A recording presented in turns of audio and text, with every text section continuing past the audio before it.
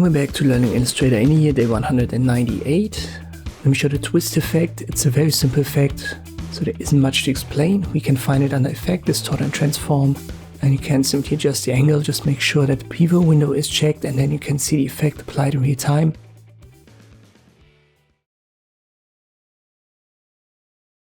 You can also go in a negative direction. Negative will usually twist it counterclockwise and positive clockwise. You can also apply it to text, and it creates interesting effects. And once again, be careful with intensity. So if you go too high, your text becomes unreadable. That's for both directions.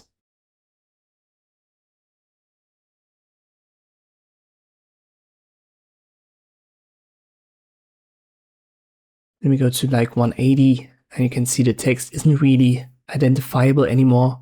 And 360 is obviously then one full rotation. So it's more like a swirl effect then. In general, I think for text you want to go to a single digit value, plus and minus, and then it's still readable. But if you go above 100 or minus 100, then it's not really usable anymore. And this I can use the twist effect in Illustrator. I hope this video was helpful. Thank you for watching, and I'll see you next time.